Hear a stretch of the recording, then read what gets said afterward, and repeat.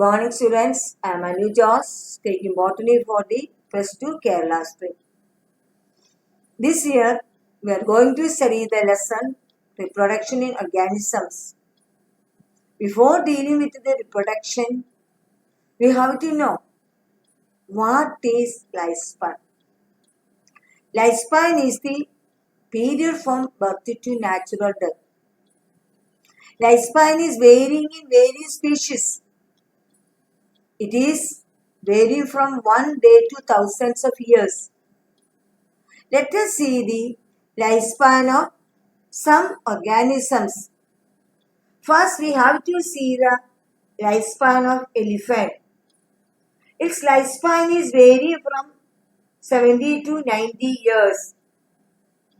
Next, we will see what is the lifespan of the parrot. Its lifespan is 140 years. Then we have to see the lifespan of the dog. It is 22 years. What is the lifespan of the crocodile? It is 60 years. Then we will see the lifespan of the crow. It is 15 years. What's the lifespan of the butterfly? It is 1-2 weeks. So, cow, what's the lifespan? It is 22 years. Fruit fly, it is 20 to 30 days, that is 1 month. Banyan tree has the lifespan 400 years. Then the lifespan of the banana tree, it is 2 to 3 years. Lifespan of the rose is 10 to 15 years and the rice plant is 3 to 7 months. Tortoise has the lifespan 100 to 150 years. Horse, it has the lifespan 40 years. See, when we study about the lifespan, there is no correlation between the size and lifespan. See, first we have to see the size of the crow and parrot. The lifespan of the crow is 15 years and the parrot is 140 years. 140 years. Both are having this more or less same size, but the lifespan is different. Another example we can give, that is mango and people. Mango has the lifespan that is 250 years, whereas people has the lifespan 2000 to 3000 years. See, next we have to see whatever may be the lifespan, death is certain. All the organisms die after a period of lifespan. See, when you think about the unicellular organisms like amoeba and bacteria, see, we can call them as immortal. Why we will call them as immortal?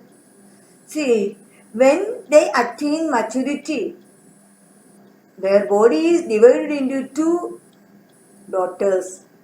So, the parental body becomes the body of the daughters. So, they are immortal. Next, we will see the reproduction.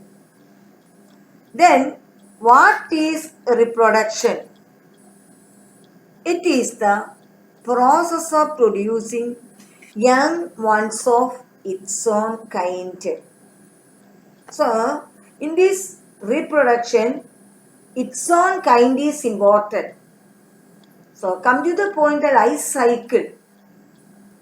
See, important events that we can occur in the life of an individual is the life cycle. See, important events we can see are the birth, growth, reproduction. All these events occurring one after another in the life of an individual is called the life cycle.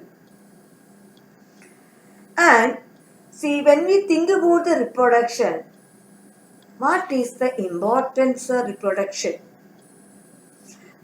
Most important, significance of reproduction is the continuation of the species generation after generation. Furthermore, reproduction brings variation and variation leads to evolution. Another significance of reproduction, it causes a population organization. In a group of population, we could see the 3 different categories of individual. That is, youngsters may be there, adults may be there, infants may be there. So, that is another important significance of reproduction. Next, we have to classify the reproduction. See, in nature we could see 2 different types of reproduction, asexual and sexual reproduction. Asexual reproduction, that is the formation of the progenies. No gametes are forming. It is a uniparental types of reproduction where progenies are formed without the fusion of the gametes. And sexual reproduction, for the formation of the progenies, fusion of the gametes are needed. That is the main difference between sexual and asexual reproduction. And in the asexual reproduction, gametes are not formed, whereas the sexual reproduction, gametes are formed.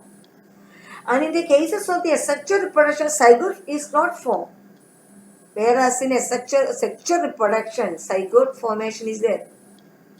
Asexual is a uniparental type of reproduction, whereas the sexual is a biparental type of reproduction.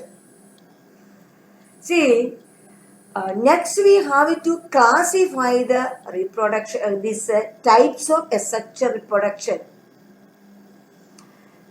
See, first important type of asexual reproduction is cell division.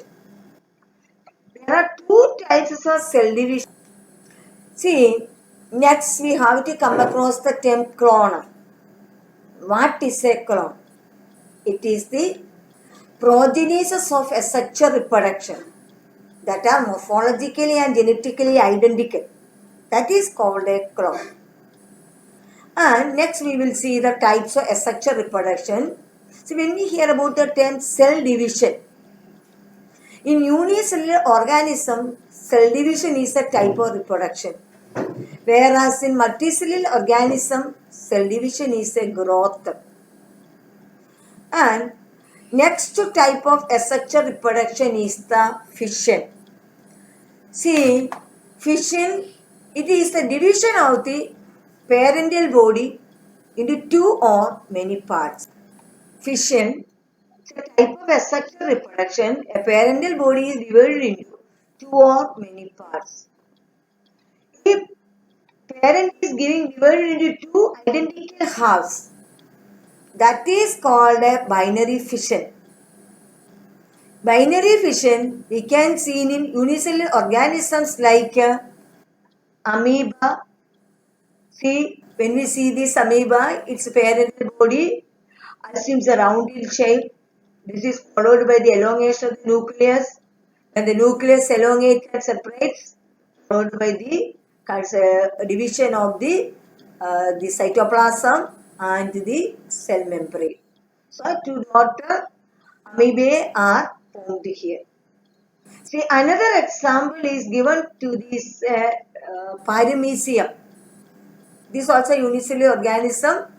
It is undergoing this transverse binary fission, and as a result, 2 daughters are formed. Another one is Euglena. It is undergoing this longitudinal binary fission.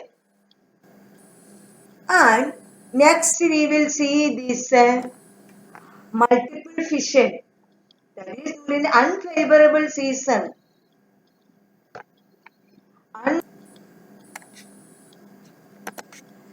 During unfavorable season, amoeba undergoing multiple fission. That is division of the parental body into number of daughters. During unfavorable season, amoeba assumes a round shape and it is protected by means of 3 during unfavorable season. Amoeba undergoes multiple fission that we can see in the next class.